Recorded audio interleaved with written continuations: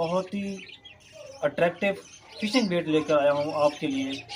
और इसमें एक एक दो ट्रिक्स हैं और बिल्कुल सादा और आसान ट्रिक है। तो मैंने कहा है क्यों ना ये ट्रिक मैं अपने दोस्तों को, अपने भाइयों को, शिकारियों को शेयर कर दूं ताकि वो भी इससे फ़ायदा उठा सकें। तो केचुआ को जब हम हुक पे लगाते हैं तो कुछ इसकी स्मेल से और कुछ मछली इसको देख के इसको खाने के लिए आती है। तो आज इसी को केचुए को हम एक नए अंदाज में इस्तेमाल करेंगे। और ये जो बेट है ये है खड़े पानी के लिए। और आपने वो जगह सेलेक्ट करनी है जो खड़ा पानी हो। अस्सलाम वालेकुम व्यूअर्स।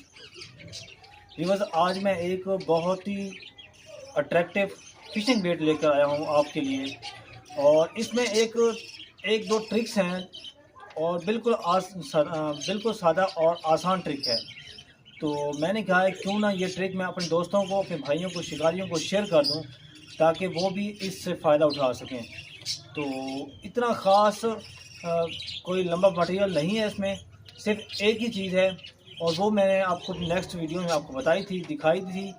तो वो ये है कि हमने जो है ना अर्थवर्म, यानी कि जो हम हुक पे लगाते हैं केचुआ, हम अपनी ज़बान में, सराइकी ज़बान में कहते हैं सांपा, लेकिन उर्दू ज़बान में इसको कहा जाता है केचुआ। तो केचुआ को जब हम हुक पे लगाते हैं तो कुछ इसकी स्मेल से और कुछ मछली इसको देख के इसको खाने के लिए आती है। तो आज इसी को केचुए को हम एक नए अंदाज में इस्तेमाल करेंगे। तो वो नया अंदाज़ क्या है कि जब हम शिकार पे जाते हैं तो हमारे एक पास छोटी सी थैली होती है जिसमें केचुए होते हैं। और उनमें कुछ केचुए ऐसे भी होते हैं जो गर्मी की वजह से या दबाव की वजह से मर चुके होते हैं, लेकिन उनका जिस्म वैसे का वैसा ही होता है। तो हमने जो केचुए हमारे पास मरे हुए होते हैं थैली में, उनको हमने वेस्ट नहीं करना, उनको हमने जमा करना है।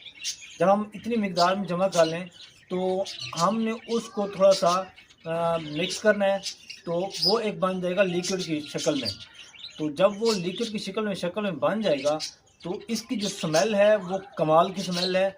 मछली इसकी स्मेल को काफ़ी दूर से भागकर इसको अट्रैक्ट करती है और इसको कैच करती है। तो और ये जो बेट है ये है खड़े पानी के लिए। और आपने वो जगह सेलेक्ट करनी है जो खड़ा पानी हो, जैसे कि नहर की जो साइड होती है, जो कॉर्नर वाली जगह होती है, या दरिया में चलता हुआ पानी की रफ्तार को छोड़कर जो एक नुक्कड़ निकली हुई होती है या एक साइड निकली हुई होती है, उस साइड पे आपने ये बेट को इस्तेमाल करना है तो उसका रिज़ल्ट आपको कमाल मिलेगा। तो आपने इसको इस्तेमाल कैसे करना है, जब आप इसका लिक्विड बना लेंगे तो उसको फिर जब आपने हुक पे ये केचुआ लगाएंगे तो कोशिश कीजिएगा कि केचुआ जब आप लगा लें तो जिस जगह पर आपने हुक डालना है और जिस जगह पर आप खेल रहे हैं वो थोड़ा सा पानी लेंगे। तो एक जो है इस केचुए का जो लिक्विड है वो, और उसमें थोड़ा सा पानी दरिया वाला, वो आपने थोड़ा मिक्स कर देना है।